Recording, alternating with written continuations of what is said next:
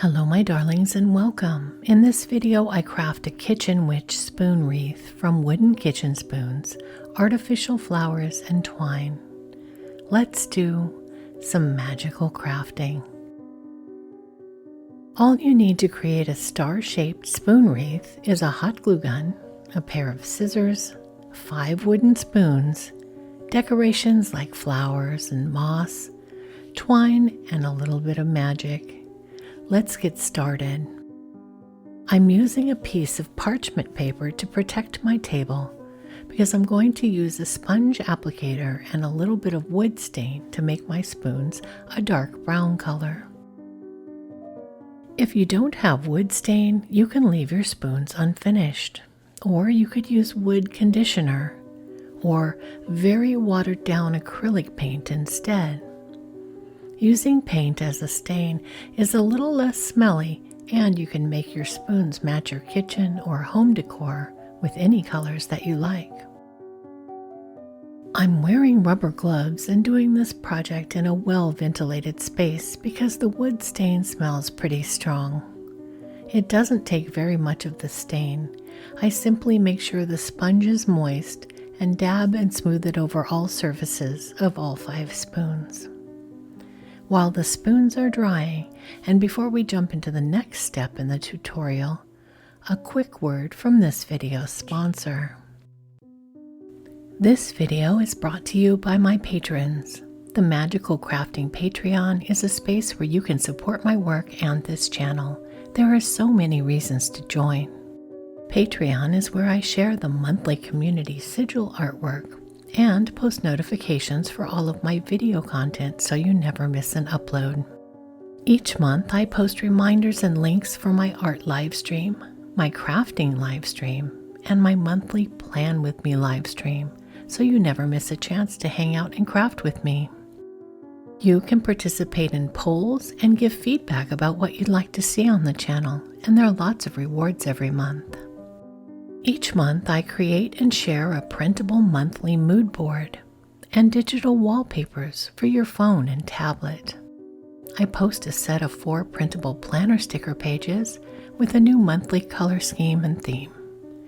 And I share a printable book of shadows page for my patrons. And all of my patrons have access to the large library of my earlier pages as well. In the higher tiers you can become a pen pal or sigil spellbag patron, and a new reward tier is in the works and coming soon. There are so many reasons to join my Patreon community. I hope you'll visit at the link below the video. Now that the spoons are dry, it's time to distress them or give them a farmhouse or weathered look. I'm using an emery board to file the edges of the spoons, removing some of the stain so the lighter wood can peek through again. You could use sandpaper instead, or use a white dry brush paint technique on the edges and handles. Or you could skip this step completely if you don't want a weathered look.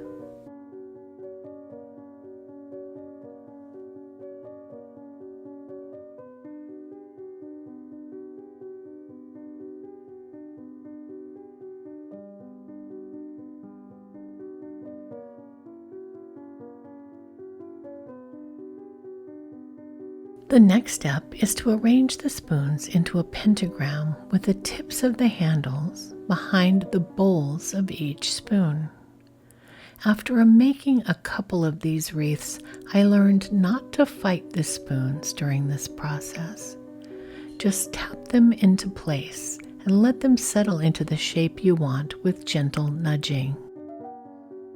Once you have the star shape, use a bit of hot glue to secure the back tip of each handle to the back of each spoon bowl. This glue does not have to be 100% secure. The glue is only there to hold the spoons in place to be tied with the twine. The twine is what will really hold the wreath together. Cut a 6-inch piece of twine and set it aside. Then cut another 5 equal pieces of twine. I recommend measuring out at least 2 feet or more for each piece. Use each of the 5 pieces of twine to tie the spoons together at each joining.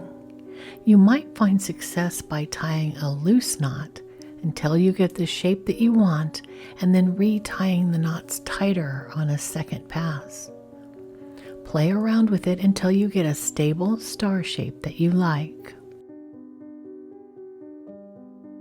With all 5 joints tied together, wrap the twine around the joint multiple times, finishing off with another tight knot and a dot of hot glue to secure it.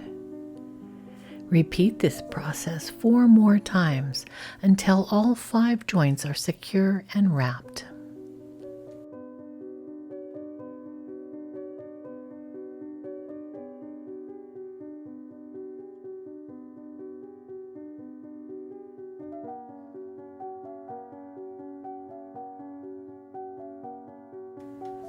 Next is the decoration step. Glue moss onto your wreath, artificial flowers, or any other decorative elements you desire.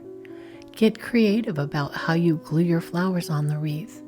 In one version, I tried gluing all of my flowers in the center. On another wreath, I glued my flowers to the 5 tips of the star. Once you're happy with your wreath's decor, the final step is to tie the remaining 6-inch piece of twine into a loop and then hot glue it onto the top point of the wreath on the back so that the wreath can be hung on a nail or hook.